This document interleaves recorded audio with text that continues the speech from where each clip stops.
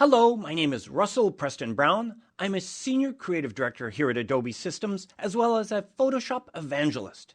In this presentation, I'm going to discuss my 5 favorite new features found in Adobe Photoshop CS5. Now keep in mind, there's an enormous number of great new features found in CS5, and these are just a few of my favorites. Let's get started. Here, with one of my favorites is painting.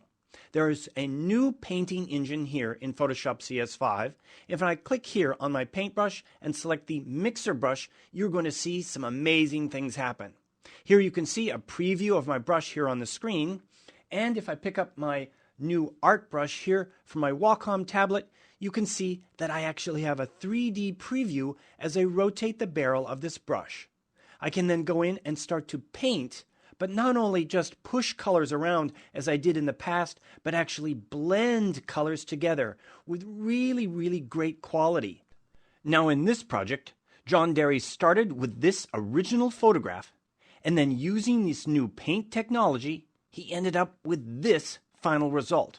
You can paint directly over a photograph, as in this case, or create your own original art. Okay, moving forward, my next favorite feature has to be Puppet Warp, right here. Now, Puppet Warp is designed to accurately warp images with exact precision. As you can see in this image, I have my puppet against a transparent background, as you see here. I target my puppet, then go up to my Edit menu and down here to Puppet Warp. After selecting this, you see a mesh appear over your image, as you see here. I can turn the mesh on and off up here, and I think I'll do that, just to make this more clear as I'm working. Then I can go in and lay in control points or pins into my mannequin or puppet in this case to lock areas down or make those areas that I can control with accuracy. In this case, check it out, I can put one in his shoulder, then one in his hand, and then I click on the point and I can bend and stretch it around just like this.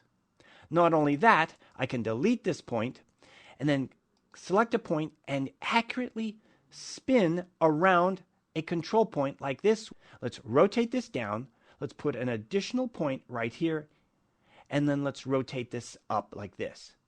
Because finally, I want to show you a great feature over here under Mode. I'm going to switch this from Normal to Distort. Now check this out. It looks like he has muscles now because of this new Distort Mode feature. I can then flex his muscles back and forth just like this. Now, of course, I've demonstrated this new feature on this puppet, but this new technology can be used on a variety of images where you need accurate control. Let's move on. I have to talk about this new feature called HDR Pro. Now, in HDR Pro, you can then merge together multiple images, in this case, 11 different exposures, combining those together to get the results you see here. Here we are inside the Merge to HDR Pro dialog. I can go up here to the top to start this off by selecting a preset. I want to demonstrate that I can go in and add a natural toning to my image, as you see here with one of my presets.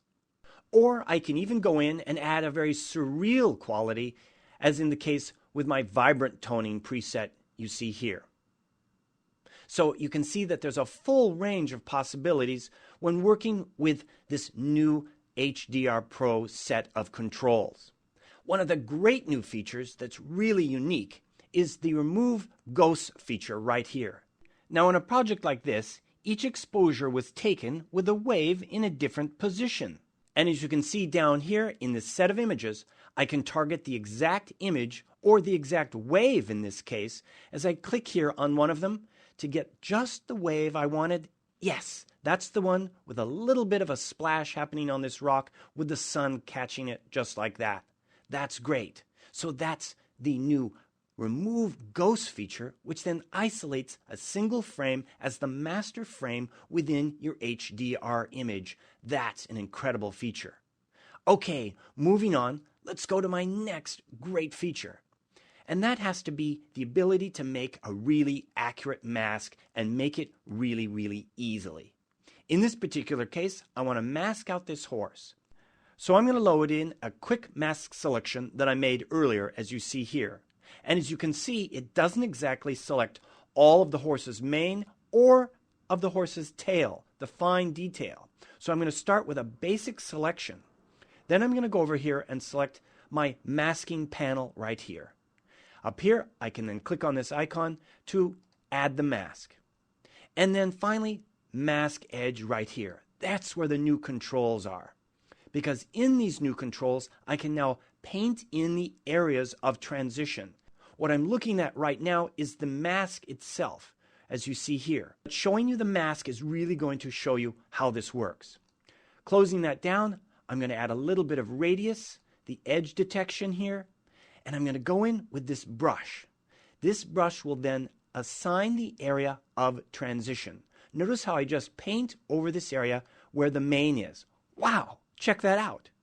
Will that work on the tail? Let's give it a try. So I'm defining the areas of transition with a simple brush, and then the fine details seem to just emerge from nowhere.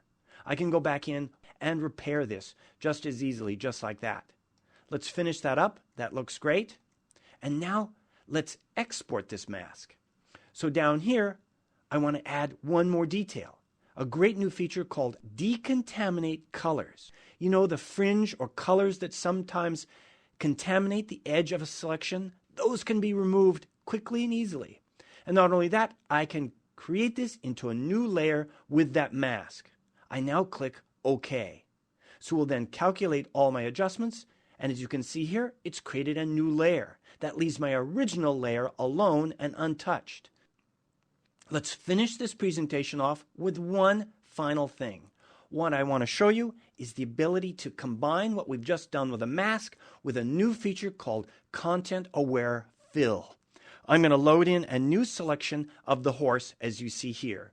And I'm lassoing the area that I want to fill and make it magically disappear. Check it out.